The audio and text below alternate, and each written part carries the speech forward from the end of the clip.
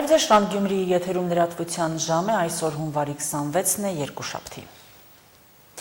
Վարչապետ Նիկոլ Փաշինյանն այցելել է Պաշտպանության նախարարություն, որտեղ քննարկվել է գերատեսչության 2025 թվականի գործունեության հաշվետվությունը։ Քննարկվել է նաև նախարարության առաջիկա ծրագրերը, առաջնահերթություններն ու զարգացման հիմնական ուղղությունները։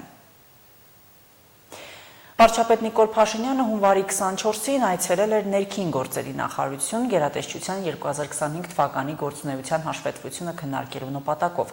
Նախարար Արփինե Սարգսյանը ներկայացրել է գործունեության առաջնահերթ ուղղությունները եւ ռազմավարական մոտեցումների առաջընթացը, անդրադարձել է նախարարության թվայնացման օրակարգին։ Նախարարության որոշ ստորաբաժանումներում թվայնացումն արդեն ավարտված է, մյուս տեղերում, այդ թվում համայնքային եւ քրեական ոստիկանությունում ընթացքում է։ Ինչով է պայմանավորված եւ ինչ խնդիրներ է լուծում թվայնացումը կոնկրետ համայնքային ոստիկանության պարագայում։ Մենք նկատում ենք, որ դարակներում, այո, մեր ծառայողներ ունեն թղթեր, գրքեր, անուն ազգանունով։ Մենք միգուցե անձի հետ կապված ամբողջական տվյալ ունենանք, բայց երբ որ կա իրական ժամանակում դեպք, մենք այդ անձին չենք ճանաչում իր բոլոր դետալներով, արդյոք անձը հաշվառված է որպես հոգեկան առողջական վիճակի հետ խնդիր ունեցող, արդյոք անձը ալկոհոլամոլության հետ կապված հարցեր ունի թե ոչ, մեր տեսադաշտում առհասարակ հայտնվել է թե ոչ վարչական խախտումներ, զանցանքներ, այլ այս ամբողջ տվյալները ըստ էության անձի տրամաբանության մեջ համայնքային ոստիկանությունն այլևս կարողանալու է ունենալ։ Թվայնացված են պարեկային ծառայությունը, օպերատիվ կառավարման կենտրոնը, միգրացիոն եւ մի շարք այլ ծառայություններ, 102-ը, 911-ը, նաեւ վարորդական իրավունքները, մեքենաների, այսպես կոչվող տեխնիկական անձնագրերը։ Եթե օրինակ պարեկը նախկինում տուգանում էր ֆիզիկական, վարորդական վկայականի այդ պլաստիկը չունենալու համար, հիմա այլևս ոչ մի վարչարություն չենք անում։ Ստուգում ենք իրավունքը ունես, կրիչի այդ ֆիզիկական տարբերակի կարիքը այլևս չունենք։ Անդե մի X պահի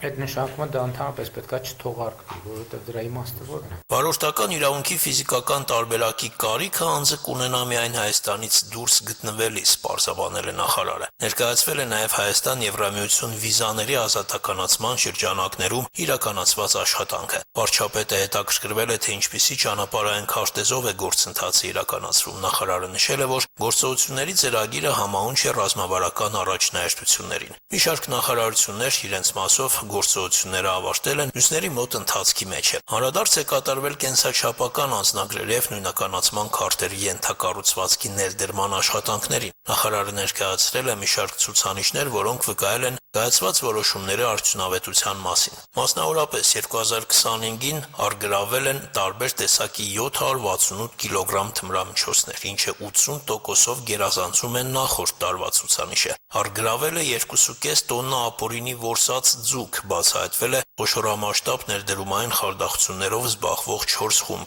Առգրավված, հայտնաբերված եւ կամավոր հանձնված հրազենի թվականակը նախորդ տարվա համեմատ աճել է 42.2%-ով։ Հայտնաբերվել է պետությանը եւ համայնքին պատճառված 25 միլիարդ դրամի նյութական վնաս։ Չբացահայտված սպանության որևէ դեպք չի գրանցվել, ինչը նախարարը հատկապես կարևորել է որպես էական ցուցանիշ։ Մյուս էական ցուցանիշը վերաբերում է ճանապարհատրանսպորտային պատահարների զոհերի թվին։ Դուք ասում եք, որ ճանապարհատրանսպորտային պատահարների զոհերը նվազել են։ Այո, արդեն երկրորդ տարին անմիջ մեջ, պարոն վարչապետ։ Մի կողմից ասում են, վայ, այսքան մարդ զրկվել է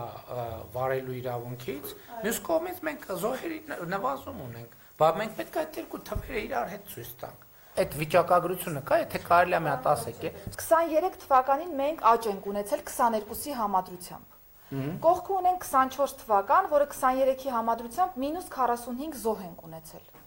Եվ 2025-ին 24-ի համադրությամբ -50 ենք ունեցել։ Այսինքն 23-ի համադրության -95։ Այո, այո։ Իսկ այստեղ զրկվածների թիվը կա։ Նայենք արդեն ձախ կողմում, պարոն վարչապետ, 5435 անձ ըստ էության անձանցով ենք նույնականացրել, ոչ թե դեպքով զրկվել են։ Հիմա եթե այս 5400 անձը վարեր, չէր կարա զոհերի թիվը նվազեր։ Թվային արտահայտումներից հատկանշական է նաև սահմանահատումների վիճակագրությունը Հայաստանի քաղաքացիներից մեր հանրապետություն մուտքերի թիվը զգալիորեն գերազանցել է ելքերի թվին։ 2025 թվականին գրանցված ցուցանիշը համարվել է ռեկորդային։ 2025 թվականին այս ցուցանիշը դրական է, ունենք դրական հարաբերակցություն 8660 եւ չհաշված կոവിഡ്ով պայմանավորված 2020 թվականի համաշխարհային տարբերությունը առաջին անգամ է 2025 թվականին, երբ մեզ մոտ ՀՀ քաղաքացիների սալդոն դրական է, սա երկու բանի մասին է վկայում։ Հայաստանի Հանրապետությունում միգրացիոն այլևս այլ իրավիճակ ունենք եւ երկրորդ Հայաստանի Հանրապետությունը տրանզիտից վերածվել է նաեւ մուտքի ուղղությամբ։ Քննարկման մասնակիցները անդրադարձ են կատարել նաև բազմաթիվ այլ վիճակագրական ցուցանիշների եւ թեմաների, այդ թվում նաև հիբրիդային սպառնալիքների խնդրին եւ ներքին գործերի նախարարության դերակատարությանը։ Կարևորվել է հանրային հաղորդակցության դերը։ Արտակ Հովհաննիսյան, Օրիզոն։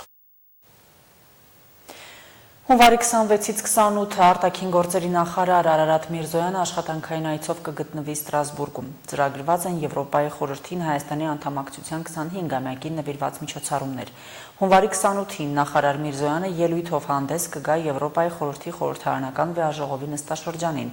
Այցի օրակարգում են նաև երկկողմ հանդիպումներ։ Միացյալ Նահանգների փոխնախագահ J.D. Վենսը փետրվարին կայցելի Հայաստան եւ Ադրբեջան թրիփ նախագիծն առաջ մղելու համար։ Հայաստանի հետ կստորագրվի միջուկային էներգիայի խաղաղ օգտագործման վերաբերյալ համաձայնագիր։ Վենսի սպասվող այցի մասին տեղեկացրել է Դոնալդ Թրամփը։ Այս մասին նա գրել է Truth Social-ում եւ շնորհակալություն է հայտնել Ադրբեջանի նախագահ Իլհամ Ալիևին եւ Հայաստանի վարչապետ Նիկոլ Փաշինյանին օգոստոսի 8-ին ստորագրված խաղաղության համաձայնագիրը պահպանելու համար։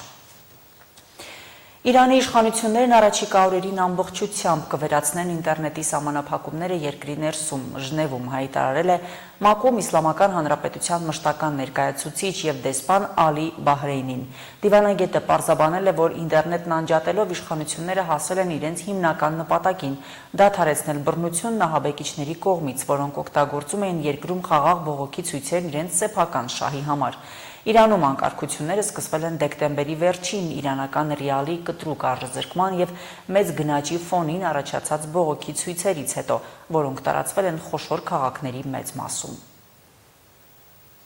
Ամերիկայի Միացյալ Նահանգների զինված ուժերը մերձավոր արևելք են տեղափոխում իրենց ռազմածովային եւ ռազմաօդային ուժերը։ Թրամփը անցած 5 օրը հայտարարել էր, որ ԱՄՆ նավատորմը շարժվում է դեպի Պարսից ծոցի տարածաշրջան, որի շադրության կենտրոնում է Իրանը։ Բացի դա, ԱՄՆ պաշտոնյաները հայտարարել էին, որ առաջիկա օրերին մերձավոր արևելք կժամանեն ավիակիր հարվածային խումբ եւ այլ միջոցներ։ Մենք հետևում ենք Իրանին։ Մենք մեծ ուժ ունենք, որը շարժվում է դեպի Իրան, ասել է Թրամփը։ Աբրահամ Լինքոլն ավիակիրը մեկ շաբաթից ավելի առաջ փոխել է իր ուղղությունը հարավչինական ծովից դեպի մերձավոր արևելք։ Ավիակրի հարվածային խումբը ներառում է Arleigh Burke դասի ականագիրներ, որոնք հագեցած են Tomahawk թևավոր հրթիռներով, որոնք կարող են հարվածել Իրանի խորքում գտնվող թիրախներին։ Ամերիկայի Միացյալ Նահանգները տասնամյակներ շարունակ ռազմական բազաներ ունի մերձավոր արևելքում, որտեղ տեղակայված է 40,000-ից 50,000 զինվոր։ Դրանցից 8-ը մշտական բազաներ են տեղակայված Բահրեյնում, Եգիպտոսում, Իրաքում, Հորդանանում, Քուվեյթում, Կատարում, Սաուդյան Արաբիայում եւ Միացյալ Արաբական Էմիրություններում։ Ամերիկացի լեռնագնաց Ալեքս Հոնոլդը հաջողությամբ բարձրացել է Թայվանի երկնաքերը առանց պարանի, ամրագոտու կամ անվտանգության սարքավորումների։ Շենքը, որը կոչվում է Թայբեյ, 101 հարկանի է, ունի 508 մետր բարձրություն, պատրաստված է պողպատից, ապակուց եւ բետոնից։ Հոնոլդն առաջին մարդն է, ով բարձրացել է Էլ Կապիտան Ժարը առանց պարանների կամ անվտանգության միջոցների։ 915 մետր բարձրությամբ գրանիտե ժայռը գտնվում է Կալիֆոռնիայում։ Նրա վերելքը Թայվանի մայրաքաղաքում ուղիղ հեռարձակվել է Netflix-ով։ Հոլանդը շենքը բարձրացել է 1 ժամ 31 րոպեում։ Նրա այս նվաճումը կրկնակի գերազանցում է աշտարակը բարձրացած ֆրանսիացի Ալեն Ռոբերի ռեկորդը, որն իրեն սարդ մարդ էր անվանում։ Վերջինս Թայբեյի 101-ի գագաթն էր բարձրացել 4 ժամում։ Հզոր ձնաբուքը լայնածավալ էլեկտրաէներգիայի անջատումների եւ չվերթների չեղարկումների պատճառ է դարձել ամբողջ Միացյալ Նահանգներում։ Վատ եղանակը ազդել է Տեխասից մինչև հյուսիս-արևելք տարածաշրջանների վրա։ 100 հազարավոր սպառողներ մնացել են առանց էլեկտրաէներգիայի, իսկ 14,000 չվերթ չեղարկվել է։ Ֆեռն փոթորիկը շարժվել է Միացյալ Նահանգների վրայով հարավային նահանգների ժայռոտ լեռներից մինչև Նոր Անգլիայի Ատլանտյան օվկիանոսի ափը։ Ձյունը եւ սառցակալած անձրևը վտանգավոր ճանապարհային պայմաններ են ստեղծել։ Նյու Յորքի քաղաքապետը կոչ է արել բնակիչներին խուսափել ավելորդ ճանապարհորդություններից վթարների բարձր ռիսկի պատճառով։ Շաբաթ օրը ձյան սկսվելուց առաջ քաղաքում հիպերթերմիայից մահացել է 5 մարդ։ Օդերդաբանական ծառայությունը զգուշացնում է, որ երկուշաբթի երկրի մեծ մասում կշարունակվեն ձյունը եւ սառցակալած անձրևը, որին կհաջորդի շատ ցածր ջերմաստիճան։ Օդերևութաբանները կանխատեսում են, որ Նյու Յորք, Վաշինգտոն եւ Բոստոն քաղաքներում ձյան շերտը կարող է հասնել մինչեւ կես մետրի։ Ալլա Ղալաչյան, Հորիզոն։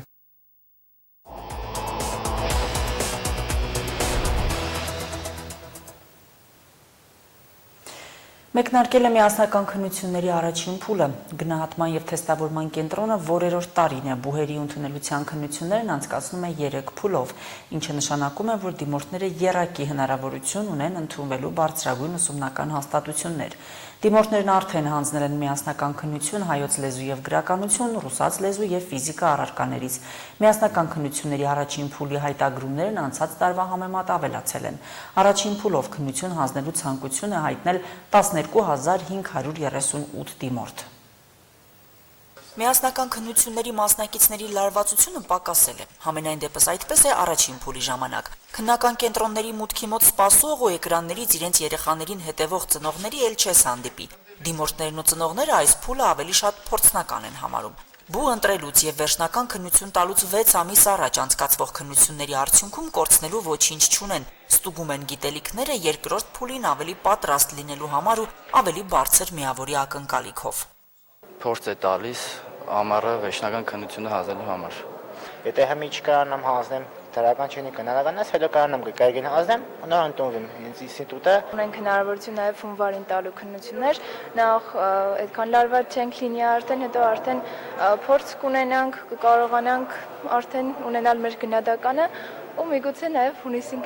քննություններ չտանք։ Դիմորդներից յուրաքանչյուրը իր համար շեմ է սահմանել, թե առաջին փուլում քանի միավորի դեպքում երկրորդ փուլին էլ չի մասնակցի։ Մեկի համար դա ընդամենը անցողիկ շեմն է, մյուսի համար առավելագույն 20 միավորը։ Ամեն ինչ կախված է նրանից, թե ինչ բաժին են ընտրելու եւ արդյոք այն մրցակցային է լինելու։ Անվճարի եմ ձգտում, բացի այդ ինքնուրույն գրած թեստերովս արդեն ունեմ մտքումս միավոր ու շատ կտխրեմ, եթե այդ միավորից ցածր ստանամ, որտեվ տխուր է, երբ որ չես կարողանում գիտեցածդ օգտագործել ու ճիշտ միավոր հավաքել։ Եթե անցողիկ բալը հավաքեմ,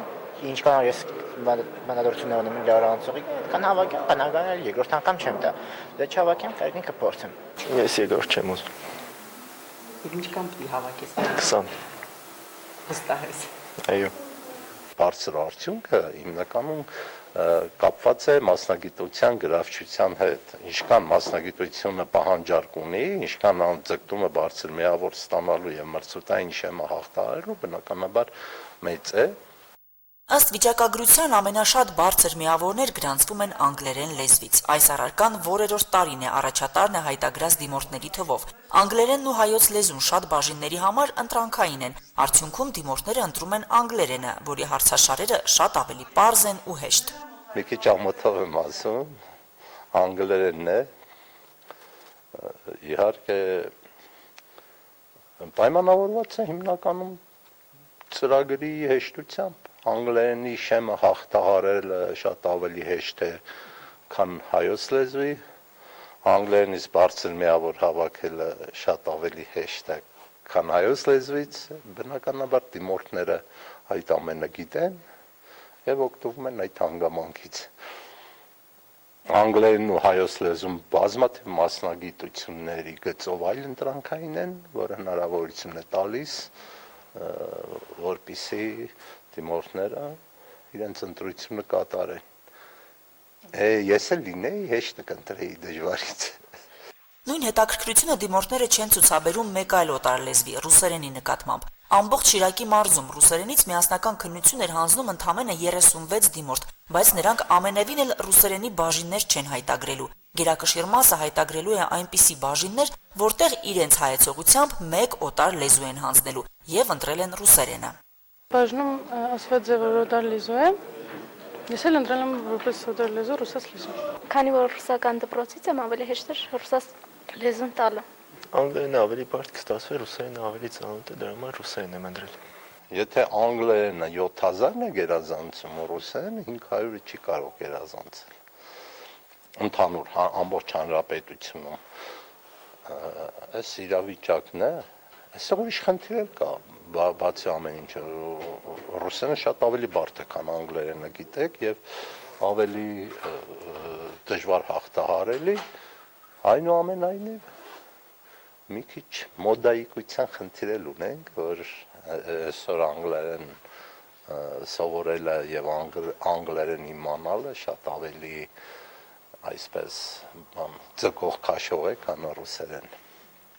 Փոքր-ինչ ավելացել է բնագիտական առարկաներ, մասնավորապես քիմիա եւ ֆիզիկա հայտագրող դիմորդների թիվը։ Պատճառն այն է, որ ֆիզիկայի եւ քիմիայի բաժիններում անվճար ընդունվելու պարագայում տղաներին բանակից տարկետում է տրվում, ինչն էլ մեծացրել է հետաքրքրությունն այս բաժինների նկատմամբ։ Շեշտակի աճ ենք ունեցել, օրինակ ռադիոֆիզիկա մասնագիտության գծով հիմա լուրջ մրցակցություն կա այդ տեղերի մասով, անվճար տեղերի եւ տարկետման տեղերի մասով շատ լուրջ մրցակցություն կա, այդպես է նաեւ պոլիտեխնիկական ճիշտ նկատեցիք կրթության մասնագիտական ծրագրերի մասով ճիշտ քաղաքականություն է եւ ցանկացած ճիշտ քաղաքականություն իր արդյունքը բնականաբար տալիս է։ Մանկավարժական մասնագիտությունների գծով որոշակի խնդիրներ ունենք, գիտեք, մի շարք մասնագիտություններ ոչ միայն հրապուրիչ չեն, այլ նաև սրտի ցավը մասում վանում են մեր շրջանավարտներին։ Բուհերում համապատասխան բաժինները հայտագրելու են մայիս ամսին։ Միասնական քննությունների առաջին փուլի պաշտոնական արդյունքները պարզ կլինեն յուրաքանչյուր քննությունից հետո 5-րդ օրը։ Անկախ ստացած միավորից դիմորդը իրավունք ունի երկրորդ փուլին եւս մասնակցելու։ Գնահատման ու թեստավորման կենտրոնը բուհերի ընդունելության ժամանակ հաշվի առնելու այդ միավորներից ամենաբարձրը։ Լուսինե Հայրապետյան, Արարատ Ծատուրյան, Հորիզոն։ Ֆուտզալի Հայաստանի ազգային հավաքականը շարունակում է պատմություն կերտել Եվրոպայի առաջնությունում։ B խմբի առաջին տուրում Ուկրաինային գերազանցելուց հետո մեր թիմը երկրորդ տուրում 5-4 հաշվով հաղթեց Չեխիայի ընտրանուն, պատմության մեջ առաջին անգամ նվաճելով քառորդ եզրափակչի ուղեգիր։ Չնայած առաջինը գոլ բաց թողնելուն Ռուբեն Նազարեթյանի թիմը չընկճվեց, ընդմիջման գնաց 3-1 հաշվով։ Աչքի ընկան Վլադիմիր Սանոսյանն ու Նիկիտա Խրոմիխը, իսկ Տոմաշ Կուդելկան գրավեց սեփական դարպասը։ Երկրորդ կեսում մրցակիցը 3, իսկ մեր ընտրանին 2 գոլ խփեց։ Աչքի ընկավ Արսեն Պետրոսովը, իսկ Խրոմիխը դուբլ գրանցեց։ Նա ճանաչվեց նաև մրցավեճի MVP։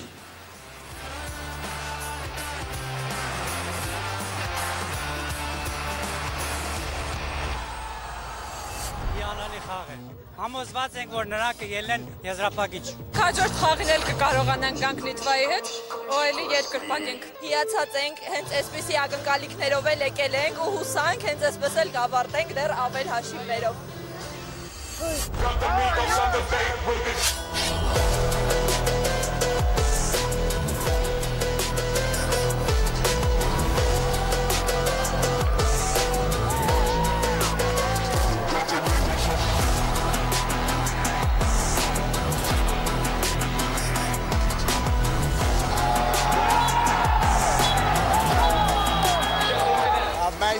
Amazing. Էմոցիաները շատ է, չեմ կարող ասեմ, ոչ մի բան։